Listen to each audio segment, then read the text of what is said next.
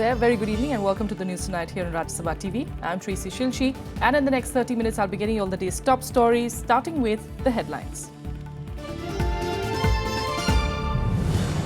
Entrance exams for MBBS and BDS courses through the National Eligibility Entrance Test to go on as scheduled on the 1st of May. Supreme Court says it will go into the issue of modification in due course. Calling himself the king of bad times, liquor businessman Vijay Mallya tells UK newspaper that he has no intention of returning to India in the present climate of dissent. Bombay High Court orders the government to demolish the 31-storied Adarsh Cooperative Housing Society, orders the inquiry against politicians, ministers and officers involved in the scam. And India and Papua New Guinea signed 4 MOUs, India to provide line of credit of $100 million for specific projects in transport and infrastructure sectors. Our top story, the entrance examination for MBBS and BDS courses will go ahead as planned in 2 phases on the 1st of May and the 24th of July.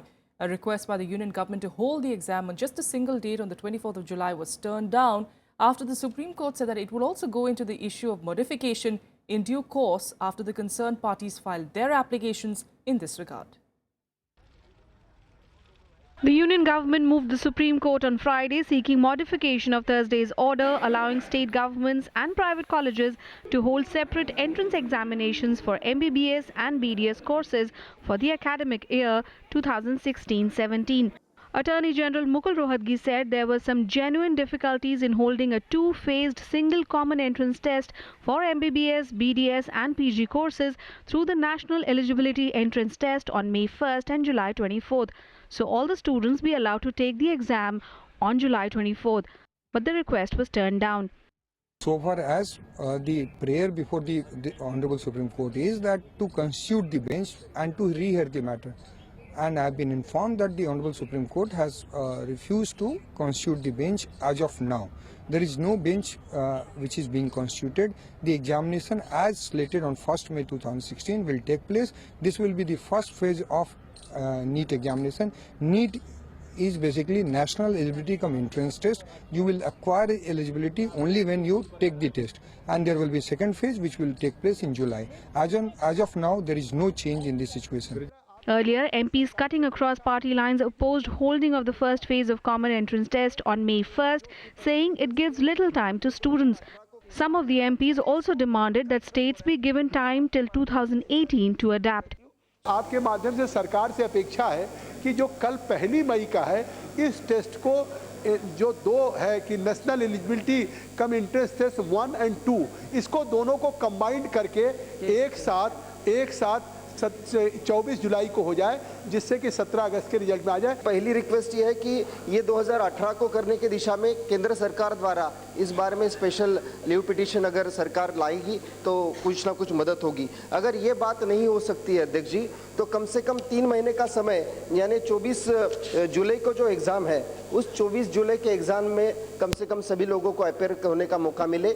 सारे राज्यों में इसको प्रखर विरोध हो रहा है। मैं आपके माध्यम से HRD मिनिस्टर को कहती हूँ सुप्रीम कोर्ट पे जाए, ये निर्णय आपका है, उसको हम उसकी सराहना करते हैं, लेकिन एक बात ध्यान में रखें ये 2018 से इसे लागू करें। The Supreme Court had ordered on Thursday that the National Eligibility Entrance Test or NEET be held in 2 phases. But the decision was opposed by some states which said it was illegal and unconstitutional. Pranav Goswami's report for Rajya Sabha TV. Meanwhile, billionaire business tycoon Vijay Mallya has finally broken his silence over the 9,000 crore rupees that he owes to Indian banks, and he has nothing positive to say to Indian investigators and the government. In an interview to a UK newspaper, Mallya said that he had no plans to come back to India anytime soon and that he was in a forced exile. Businessman Vijay Mallya claims he's on forced exile. Rejecting the allegations against him, he said he was ready to pay the money he owes to the banks. In an interview, Mallya also told UK-based Financial Times that he wants a reasonable settlement for his defunct Kingfisher Airlines. You asked me whether I could go back to India. Well, if I had a passport, I could. But right now, I'm in forced exile. I definitely would like to return to India. Right now, things are flying at me fast and furious. My passport has been revoked. I don't know what the government is going to do next. But I have always maintained that notwithstanding anything else, I'm interested in a settlement with the Kingfisher Airline bankers and would like to repeat that I will reach out if they are interested in making a settlement. Mallya claimed he was quite happy to stay on in the UK and had no plans to return to India because of the current climate. Asked why did the banks reject his proposal to pay an additional 2,468 crore rupees along with his earlier 4,400 crore rupee offer, Mallya claimed they were scared of the current political climate in India. Filings before the Debt Recovery Tribunal by the consortium of bankers is of a principal amount of little over £500 million. The rest is towards unapplied interest. Right. And the banks say it's 900 million. Well, I don't know whether it's the banks or the media or a combination of the two. A dangerous combination. Indeed, but that's how India is. On Thursday, the Ministry of External Affairs wrote to the UK High Commission to deport Mallya, who allegedly left the country with loan defaults of nearly 9,000 crore rupees. The ministry has written to the High Commission of the United Kingdom in Delhi requesting the deportation of Shri Vijay Mallya so that his presence can be secured for investigations against him under the Prevention of Money Laundering Act 2002. Political parties have reacted strongly to Mallya's interview. Stark truth is that Vijay Mallya ran away with active connivance and protection of Modi government. Will Modi ji answer? Will Arun Jaitley ji answer how 9,091 crore rupees of money belonging to the common persons of India will be recovered from the companies of Vijay Mallya? Who tipped off Vijay Mallya to run away? ये उनका कहना है कि वो banks के साथ settle करना चाहते हैं, लेकिन वो सेटल करना चाहते हैं जितना उन्होंने मूलधन लोन लिया उतना भी नहीं देना चाहते हैं। इस आधार पर कहीं कोई सेटलमेंट थोड़ा ना होगा।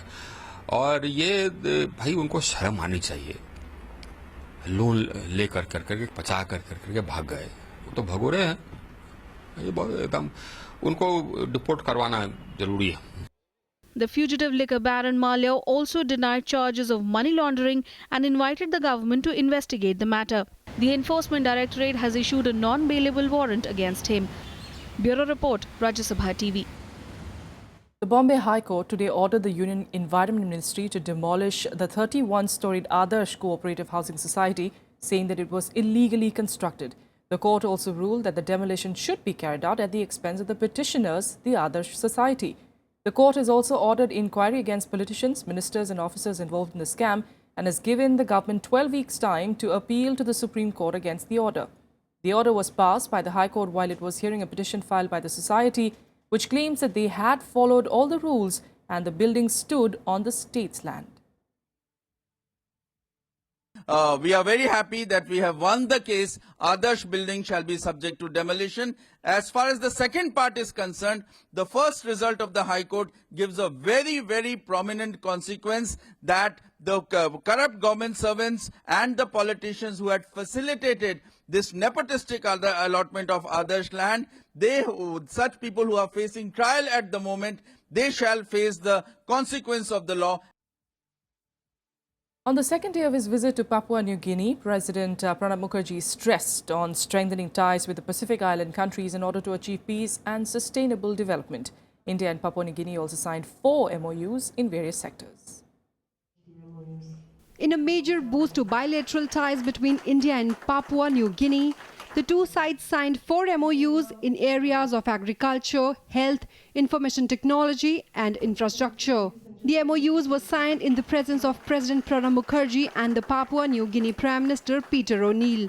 Under one of the MOUs, India will provide a line of credit of $100 million for specific projects in transport and infrastructure sectors in Papua New Guinea. An MOU on health covers areas such as public health, HR and training, medical services, disease control and prevention. Another MOU envisages establishment of a center of excellence in information technology in Papua New Guinea.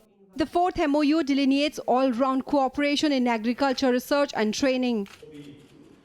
In a joint statement, the two sides also highlighted various international and regional issues, including terrorism, India's candidature for permanent membership of the UN Security Council, and maritime security. The president also visited the University of Papua New Guinea and addressed the students and faculty there. Mukherjee paid his respects at the statue of Mahatma Gandhi at the university. The president also laid floral wreath at a memorial in Port Moresby War Cemetery to pay tribute to the Indian soldiers killed during World War II in Papua New Guinea. Bureau Report, Rajya Sabha TV. And now let's get you all the election-related news in our special segment, Verdict 2016.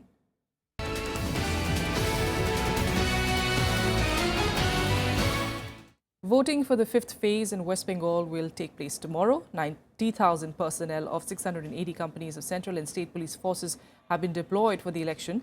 2 police observers will be present in each district to monitor the law and order situation, while the Election Commission has identified about 4,000 vulnerable areas. Meanwhile, the Left Front has requested the Commission to seal interstate borders. 53 constituencies spread across districts of South 24 Parganas, Kolkata and Hooghly will go to polls tomorrow starting 7 a.m. in the morning. 349 candidates are in the fray, including 43 women candidates and at least 43 other millionaire candidates. Among the prominent leaders, we have West Bengal Chief Minister Mamata Banerjee, who will be facing Congress leader Deepa Das Munshi and BJP's Chandra Bose from the Bhawanipur constituency. And we also spoke to the additional CEO of the preparations taken place so far. Take a look. We have with us Mr. Dibyendu Sarkar, Additional Chief Electoral Officer, West Bengal. Sir, what are the preparations for this crucial fifth phase polling? Fifth phase polling, we are absolutely ready for that. We'll be having polling in 53 assembly constituencies, out of which there will be 4 in Kolkata itself. We call it Kolkata South Electoral District. And there will be South 24 Parganas, there are 31 constituencies, and there will be Hooghly, where there are 18 constituencies. So it's all kind of arrangements have been made. We are absolutely ready to face tomorrow's poll. There will be substantial central forces deployment. Every polling station location will be having central forces. In addition to that, we will be having central forces in the form of QATs, quick response teams, the sector mobiles, and then the kind of RT mobiles and everything. So there will be a lot of central forces with that visibility that is ensured. 144 has been clamped according to the kind of requirement by the respective district magistrates. And we'll be having a lot of even night patrolling is there. So ultimately, at the end of the day, we are sure that we'll be able to show exactly how we are going to face this particular election. For the entire phase, we are ensuring night patrol by the central forces as well. And whatever forces are there at our disposal. So this night patrolling is becoming very effective. This we have seen during the last phase as well. So this is again effective. We have started that night patrolling yesterday onwards. So that probably will be kind of more. We came to know that the many special arrangement, the new type of experiment has been done in this bull. You can say VVAT or video conferencing. Is that anything? No, video conferencing, the commission, we have the webcasting facilities. In a number of polling stations, there will be direct webcasting, which will be visible from this office, from the district election officer's office, as well as from the commission's office. So this is a very good kind of a thing to get a feel of what exactly is going on in the polling stations. And there will be micro observers, there will be the video cameras, and all those things will be there. So we are sure that all the critical polling stations, apart from the central forces direct presence over there, all the critical polling stations will be covered by one or other kind of additional interventions as well.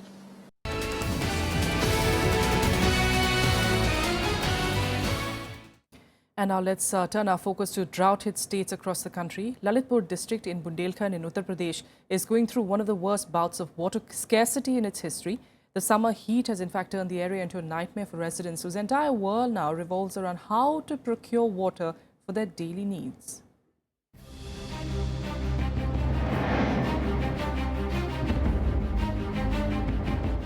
Lalitpur has no less than 12 dams and many excellent reservoirs. But At every step, this district, that used to quench the thirst of even its faraway neighbours, is staring at its worst ever water crisis.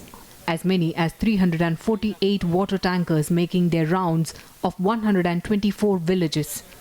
141 more are being arranged, but they are nowhere enough to fight the agricultural crisis. Chief Minister Akhilesh Yadav has toured the area, but villagers are yet to get any compensation. न मदद मिली हमको और सूखा है, फसल खत्म है, हाथी नहीं, कुछ नहीं है, यहाँ कोई खाने के लिए नाज गल्ला नहीं है. With a population of over 12,000 people, Bansi village survives entirely on tankers. All its dry water bodies have become playing grounds for children. The villagers tried to dig a well in the river, but that didn't yield even a drop of water. इस बार जानवरों तक को पानी नहीं मिल रहा है. यहाँ पूरी तरह बिल्कुल एक बूंद पानी नहीं है. यहाँ पर एक हेडपंप की व्यवस्था की है जिससे जन लोगों का पानी का वो हो रहा है, पानी उठाते उससे. The water scarcity triggered public demonstrations. Much has also been written about the problem. But the water delivered by tankers is unsuitable to drink. The hand pumps nearby are all dry and villagers have many complaints. यहाँ से राजघाट से चिकलगुआ plant के लिए एक pipeline डली हुई है. यदि उससे वो जो उसका चैम्बर बना हुआ है उसे खोल दिया जाए कुछ समय के लिए तो पूरी नदी में पानी आ जाएगा. आमजन को पानी तो मिलेगा ही, साथ ही पशु पक्षी तो जानवरों का जीवन भी बच जाएगा. The district administration has pressed all the 37 water tankers in its possession into service. It has also roped in 311 private tankers. The administration claims that it's doing its best to deal with the serious situation. इसमें tanker की व्यवस्था हम लोग जल संस्थान के पास कुछ tanker हैं, जिला पंचायत के पास टैंकर हैं, कुछ प्राइवेट टैंकर्स हैं. इसकी व्यवस्था करते हुए कुल इस समय 348 टैंकर की व्यवस्था की जा रही है, जो पानी की व्यवस्था कराने के लिए गांव पंचायत में हमेशा लगे हुए हैं. Union Minister Uma Bharti has diverted a huge proportion of funds from her MP fund to fight problem. But her efforts might have come too late in the day. In many areas, the situation is so bad that the fight to get water starts as early as midnight and continues through the hot summer day. Arvind Kumar Singh's report for Rajya Sabha Television. And now let's head to some national news updates in Nationwide. The Gujarat government on Friday announced 10% reservation for economically backward class and general category, including the agitating Patidar community. Under the new reservation rule, families with income below 6 lakh rupees per annum will be eligible for quota benefit.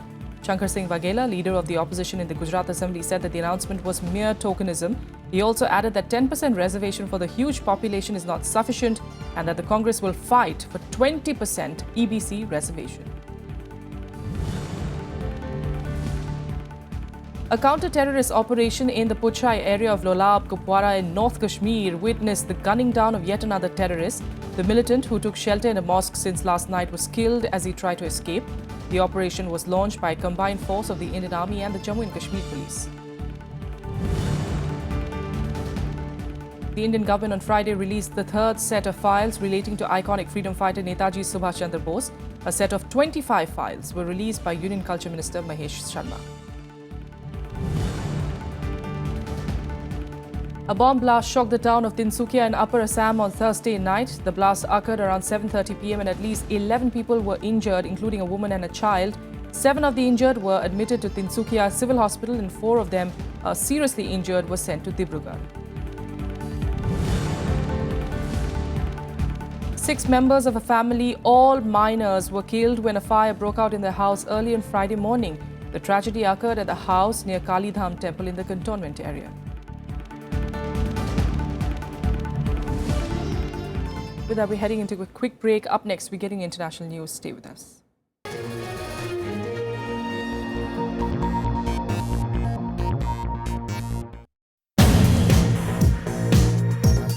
Math phobia is developing because they don't relate to mathematics to the world around them.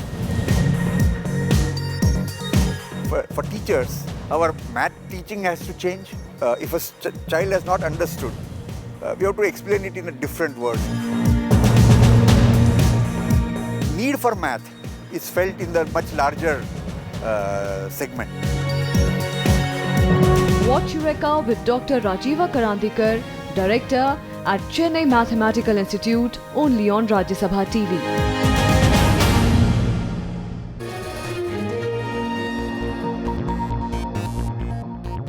Welcome back. Now, Prime Minister Narendra Modi will address a joint meeting of the US Congress on the 8th of June at the invitation of the Speaker of the US House of Representatives. Modi is visiting the United States, in fact, at President Barack Obama's invitation for a bilateral visit. And speaking about the invitation to Modi, Paul Ryan, the Speaker of the US House of Representatives, called the friendship between the US and India a pillar of stability in an important region of the world. He said that Modi's address will present a special opportunity to hear from the elected leader of the world's most populous democracy on how the two nations can promote shared values and increased prosperity. Former Prime Ministers Manmohan Singh, Atal Bihari Vajpayee, P.V. Narasimha Rao and Rajiv Gandhi have all addressed similar joint meetings of the US Congress.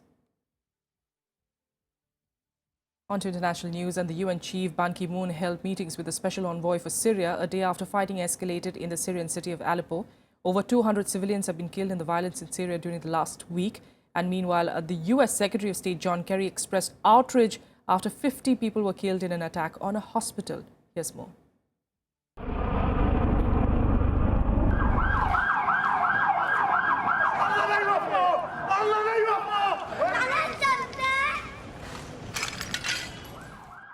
The Syrian ceasefire is in tatters. Aleppo is pulled back into war zone once again.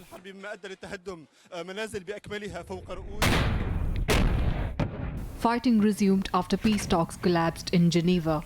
Assad forces renewed attacks to take areas, while rebels hit back at government-held areas to keep their last supply routes.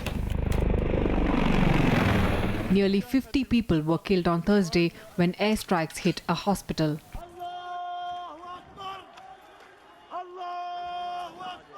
Even not being directly an MSF hospital, our position, of course, is the position of outrage and profound condemnation. It cannot be admitted that a fully functional medical facility in the middle of a war, taking care of the most vulnerable, is hit as a result of a military action.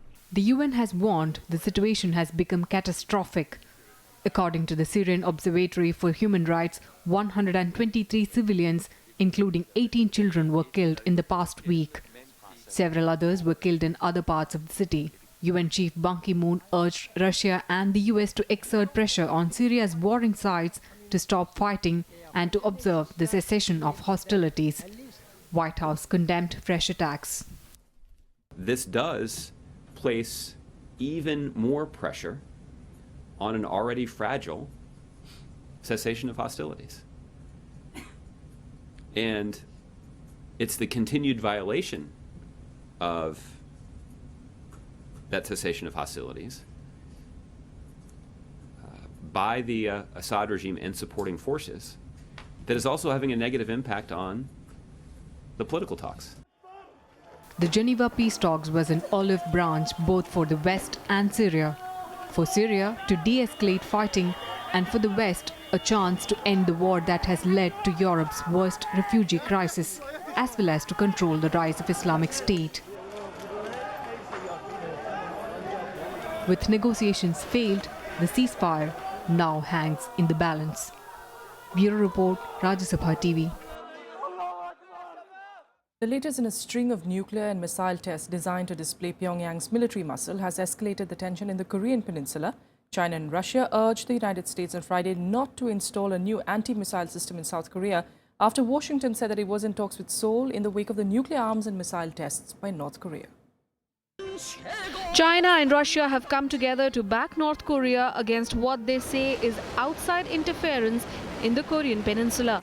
At the opening ceremony of the 5th Foreign Ministers meeting of the Conference on Interaction and Conference Building Measures in Asia, President Xi Jinping said Beijing would not allow war and chaos to break out on the peninsula. 执行联合国安理会有关的决议。作为半岛近邻，我们绝不允许半岛生战、生乱。一旦发生这样的情况，对谁都没有好处。Despite endorsing UNSC sanctions against North Korea over its missile launches and nuclear tests, China and Russia have also urged the US not to install a new anti-missile system in South Korea. 我们双方都对美国可能在韩国部署萨德导弹系统予严重的关切，因为这个举动，它超出了有关国家的实际的防御需要。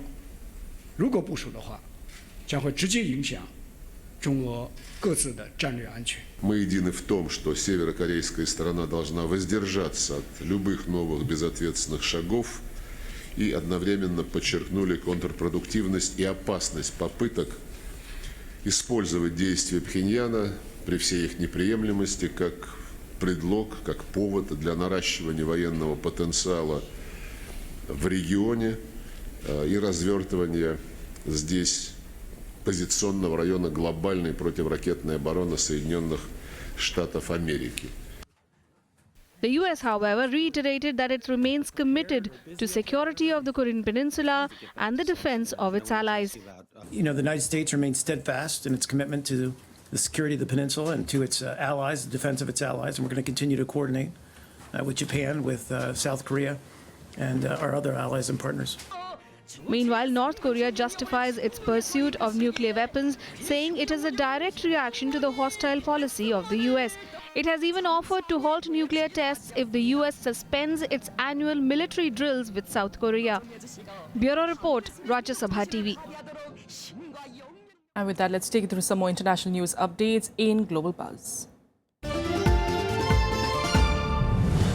The United States has warned China that it risks terrible damage to its reputation if it ignores an impending international court ruling on the South China Sea.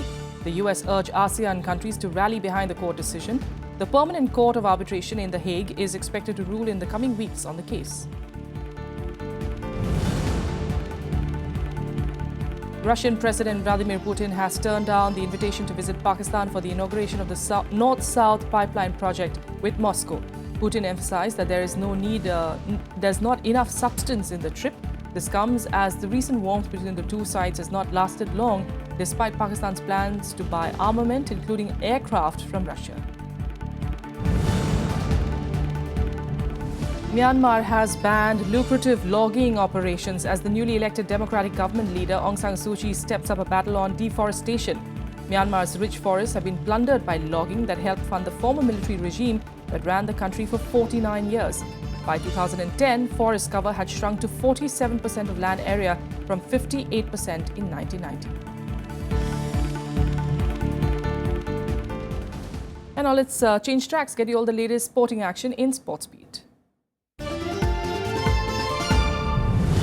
Ace Indian shuttler Saina Nehwal has advanced to the semi-final of the Badminton Asia Championships at Wuhan in China.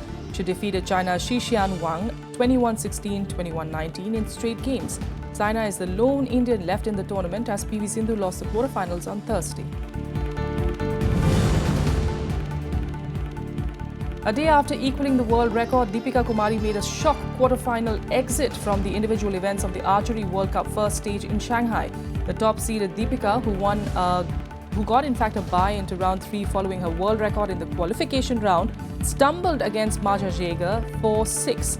Lakshmi Rani Majhi and Jayanta Talukdar also made quarterfinal exits as India's campaign ended in the individual category.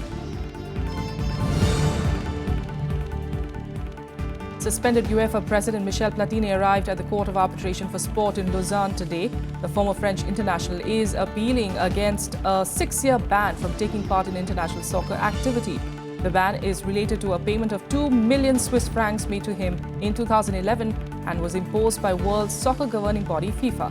A decision could come early next week. And that's all we have for you on the news tonight. Good night and have a good weekend.